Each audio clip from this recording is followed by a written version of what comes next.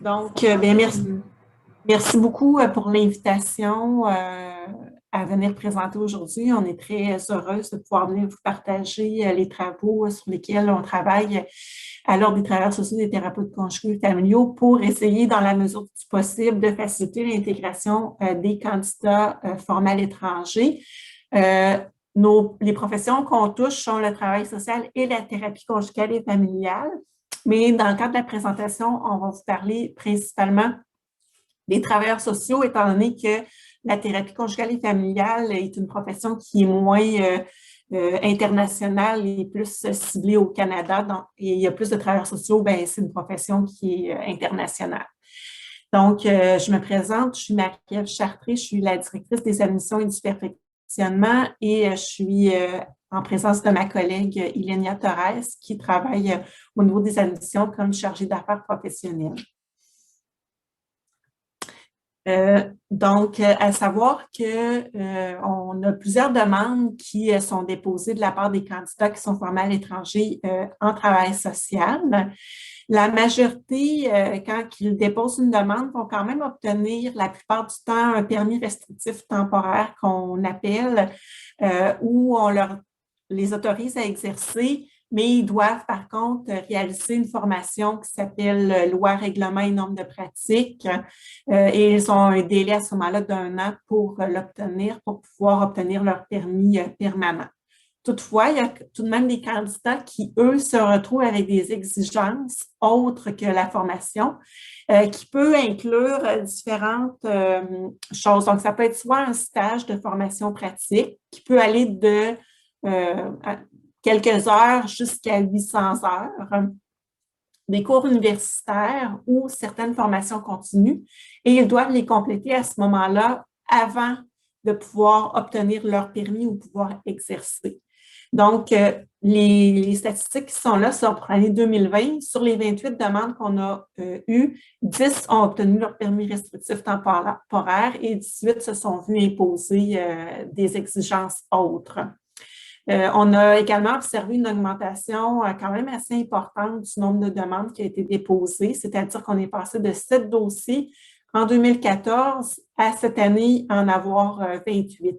Donc, on voit vraiment une augmentation des demandes. Les enjeux qu'on observe relatifs au processus d'admission qui sont observés, c'est, dans un premier temps, les coûts qui sont associés à la démarche. Donc, les candidats doivent déposer une demande au MIFI pour avoir une évaluation comparative de leur diplôme. Il y a des coûts qui sont associés. Il y a des frais d'études de dossier à l'ordre qui sont quand même relativement élevés. Donc, on pense à des personnes qui sont dans un processus migratoire, mais comme c'est des dossiers qui demandent beaucoup plus de temps d'études et souvent des entrevues d'évaluation, ça fait augmenter effectivement les coûts associés. Ensuite, si le candidat est formé dans un pays autre que la langue est autre que le français ou l'anglais, on demande des traductions de documents, ce qui est extrêmement coûteux également. Et certains candidats vont même rapporter avoir eu à faire des démarches pour récupérer des documents dans leur pays d'origine qui ont également engendré des frais supplémentaires. On fait face aussi à certaines situations où le candidat est dans l'impossibilité d'obtenir certains documents demandés, alors que nous, on les exige ou on les considère comme étant essentiels à l'étude de leur demande. Donc, on pourrait parler, par exemple, de plans de cours ou de descriptifs de cours qui ne sont pas disponibles ou avoir la difficulté à accéder à ces documents-là parce qu'ils habitent maintenant au Québec et c'est difficile d'avoir un contact avec leur institution d'origine. Un autre élément important, c'est la difficulté pour certains d'entre eux de réussir l'examen de la langue française. Donc, les candidats ont droit à obtenir un permis temporaire pour pouvoir réussir l'examen et ils peuvent renouveler ce permis-là jusqu'à 3 ans. Mais pour certains candidats, ce 3 ans-là n'est pas assez long et ils peuvent se retrouver après ces 3 années-là à se voir retirer leur permis d'exercice. Donc, là, je fais référence, par exemple, à un candidat qui était d'origine de langue arabe. Donc, pour lui, c'était beaucoup plus difficile et dans son milieu de vie, il parlait principalement anglais. Donc, pour lui, réussir à obtenir son permis permanent a été assez complexe, étant donné sa barrière au niveau de la langue. De notre côté, certaines difficultés qu'on peut avoir, c'est la méconnaissance du diplôme étranger qu'on reçoit. Donc, parfois, ça va nous demander d'investiguer davantage pour mieux connaître le système éducatif du pays d'origine de la personne, puis aussi essayer de mieux comprendre le programme de formation qui donne accès au diplôme. Parce que dans certains pays, le niveau d'études va être principalement technique, alors que nous, pour accéder à l'ordre, on demande un diplôme universitaire et bachelier. Donc, des fois, avoir ce comparatif-là, pour nous, peut être exigeant et plus difficile. L'autre enjeu également, c'est notre méconnaissance pour certains pays du système professionnel à l'étranger. Donc, parfois, il n'existe pas de système professionnel. Des fois, il y a des contrôles d'exercice, mais on n'est pas trop certain c'est quoi l'encadrement qui est là. Donc, on doit approfondir le champ d'exercice, la profession, les rôles, les fonctions. On doit aller valider certaines informations. Au niveau de la reconnaissance du diplôme, les enjeux qu'on peut vivre, mais comme je vous disais tantôt, c'était le manque de documents qui peuvent arriver occasionnellement, la compréhension de la structure du programme à l'étranger, le fait que parfois, l'évaluation comparative du MIFI fait état d'un niveau technique de l'étude du candidat, mais comme on ne veut pas nuire à la reconnaissance de l'équivalence, souvent, on va aller explorer plus loin que cette évaluation comparative-là pour s'assurer qu'effectivement, l'analyse qui a été faite correspond réellement ou est-ce que l'expérience professionnelle que la personne a exercée par la suite lui aurait permis d'atteindre des compétences de niveau universitaire. Il y a également la distinction du champ d'exercice. C'est pas nouveau au Québec, on a un système là, avec le Code des professions qui est très particulier, spécifique et qui définit le champ d'exercice du travail social, ce qui n'est pas le cas ailleurs dans d'autres pays. Donc, nous, on doit s'assurer également que le champ d'exercice pour lequel le candidat dépose sa demande correspond bien à celui qu'on demande au Québec. Puis, un des éléments importants qu'on observe, c'est qu'il y a, en Europe principalement, ils vont parler des métiers du travail social. Donc, quand les candidats arrivent ici, ils vont avoir dans leur croyance, ils vont penser qu'ils doivent appliquer à l'ordre des travailleurs sociaux, mais alors que quand on explore leur diplomation, on constate que dans le fond, c'est le domaine du travail social et non le service social tel qu'il est exercé au Québec. Donc, il y a nous, on doit expliquer vraiment la distinction. C'est comme ici, on va parler des professions du domaine de la santé et de la santé mentale, l'intervention de la santé mentale, alors que eux, c'est le domaine du travail social et c'est là qu'on doit faire les distinctions, ce qui n'est pas facile parce que c'est des termes, des paramètres qui sont similaires. Et le vocabulaire, effectivement, qui peut être différent en fonction du pays d'origine de la personne. Au niveau des enjeux relatifs à l'évaluation des acquis pour l'expérience professionnelle, où on va avoir des difficultés parfois aussi, c'est la conformité des attestations d'emploi. Donc, nous, on demande des informations très spécifiques, à savoir les dates, début, fin, c'était quoi les tâches qui étaient réalisées. Donc, il y a des candidats qui vont nous soumettre seulement les dates. Le titre professionnel ne sera pas nommé, les tâches ne seront pas nommées. Fait que là, c'est du va-et-vient à devoir demander des explications. Comprendre également les tâches et les fonctions professionnelles que la personne a exercées. Et comprendre le contexte d'intervention et la place du professionnel dans le cadre de ces activités. Donc, est-ce qu'il était principalement, est-ce qu'il était autonome? Est-ce qu'il avait utilisé un jugement professionnel? Est-ce qu'il était plus dans un niveau technique qu'universitaire également? Puis, établir les parallèles entre l'exercice professionnel dans le pays d'origine et celle du Québec.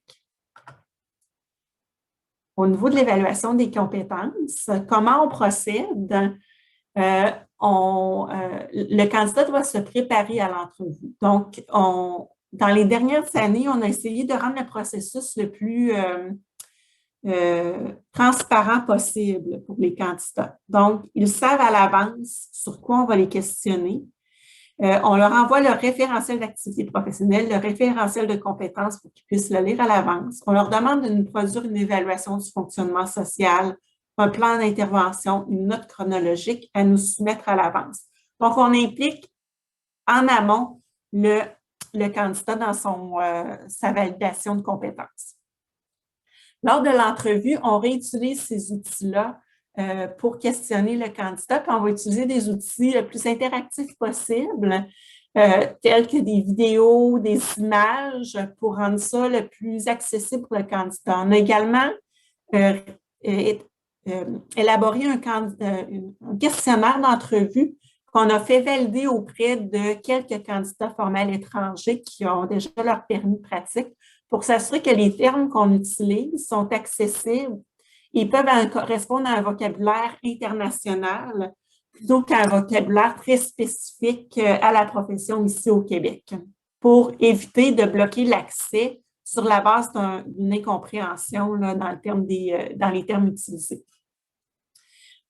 L'analyse des résultats, on va toujours s'assurer de le détailler le plus possible pour que le candidat comprenne exactement pourquoi on est arrivé à cette conclusion et où sont les éléments, quand on va demander des exigences, pourquoi on les demande, que ce soit le plus compréhensible également au candidat. Puis quand on les transmet, on lui donne la possibilité également de nous recontacter pour qu'on lui explique également verbalement les décisions. Comme ça a été spécifié, je crois, au début, on ne refusera jamais l'admission, en fait. Il va avoir une recommandation qui va dire « Pour pouvoir être admis, vous devez compléter telles exigences. » Les obstacles pour la réalisation des exigences à l'admission, bien, il y en a plusieurs, en fait. C'est peut-être là aussi que des fois, c'est le plus difficile pour les candidats. C'est le manque d'offres des programmes universitaires qui peuvent répondre aux besoins. Donc, nous, on fait une prescription ciblée en fonction des besoins du candidat et ça va être difficile pour certains d'aller chercher ces cours-là, principalement les cours d'intervention qui sont souvent offerts seulement dans les programmes de baccalauréat contingentés. On a eu une entente avec le DESS de l'Université de Montréal qui offre certaines places aux candidats, mais c'est un programme de 30 crédits seulement. Et certains cours sont à 2 crédits, alors que nous, on exige des 3 crédits. Fait que là, à ce moment-là, il faut comme conjuguer et essayer d'adapter les prescriptions. Fait que c'est un défi vraiment important pour les candidats d'accéder aux cours. Il y a les enjeux financiers. C'est des candidats qui souvent vont travailler, avoir leur famille, donc de pouvoir payer les frais associés aux cours ou aux stages ou devoir arrêter de travailler temporairement pour compléter les exigences peut bloquer justement l'accès. Et finalement, l'accès au milieu des stages, ça, c'est extrêmement difficile, principalement pour les candidats qui vont seulement avoir un stage. Si on demande seulement un stage, à ce moment-là, ils ne passent pas par le réseau universitaire, mais ils doivent eux-mêmes trouver leur milieu de stage. Et là, ils vont faire face à plusieurs obstacles, c'est-à-dire les institutions, les organisations qui sont énormes, pas savoir à qui s'adresser, passer des entrevues pour avoir des stages, mais que le superviseur refuse en pensant que parce qu'il était formé en travail social à l'étranger, il allait être à un niveau plus près de ce qui se rapproche au Québec. Donc, il peut y avoir une forme de discrimination également qui est vécue dans ce processus-là et qui n'est pas évident. Donc, je passe la parole à ma collègue Ilénia. Il nous reste juste quelques minutes, ça fait qu'on ira rapidement pour les prochaines diapos. Alors, parmi les pistes de solutions, on a mis en place plusieurs initiatives. En fait, on a vulgarisé les informations relatives à l'admission. Il y a une formation en ligne qui est proposée aux candidats formés à l'étranger en travail social pour qu'ils comprennent le système professionnel ici au Québec, puis l'encadrement de la profession. C'est une formation qu'ils peuvent prendre même de leur pays d'origine quand ils ont le projet d'immigration ou une fois qu'ils sont rendus ici. On a produit également des capsules vidéo relatives au processus d'admission.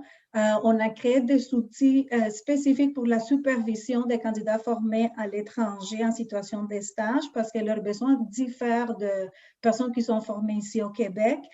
On a créé une banque de superviseurs bénévoles des travailleurs sociaux.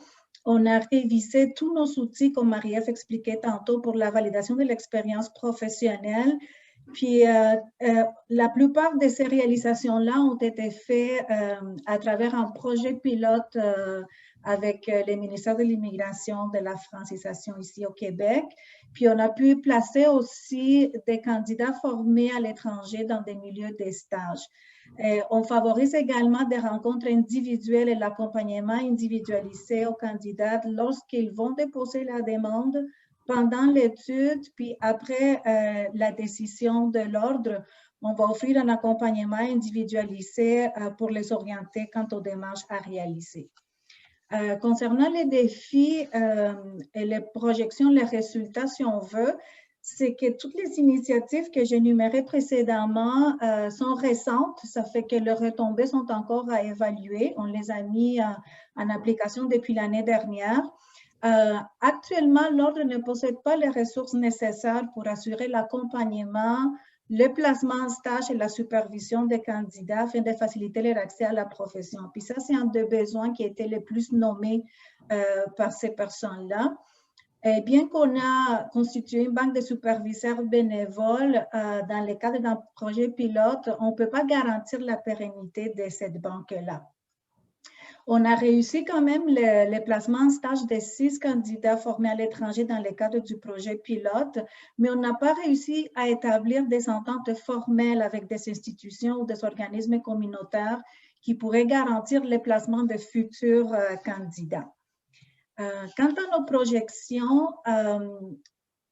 c'est qu'on réalise que les démarches relatives à l'admission nécessitent le travail en collaboration des différents organismes et institutions, des différents ministères.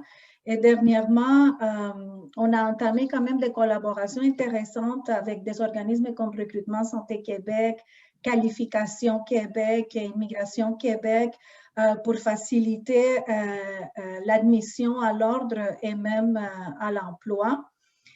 On constate aussi que la réalisation de projets pilotes facilite la reconnaissance des compétences parce que lorsque l'ordre accompagne les candidats, on facilite quand même l'accès au milieu des stages. Puis, quand on soutient les superviseurs qui font la supervision dans des milieux de stage, ils sont plus ouverts à accueillir ces personnes-là dans les milieux de stage. Alors, on constate également la nécessité de ressources supplémentaires pour entreprendre d'autres projets visant la reconnaissance des compétences, parce que lorsqu'on a été impliqué dans les projets pilotes du MIFI, ça mobilisait beaucoup de ressources à l'interne. Alors, ce n'est pas quelque chose qu'on peut entreprendre de façon continue. Également, l'adaptation de certaines formations continues aux besoins des candidats formés à l'étranger. Puis, entre autres, on pense à la formation loi, règlement et normes que Marie-Ève a nommé précédemment. Et aussi, par exemple, la tenue de dossiers. C'est des formations qui sont offertes aux travailleurs sociaux ici au Québec, mais ils doivent être adaptés pour mieux répondre aux besoins spécifiques de cette personne-là.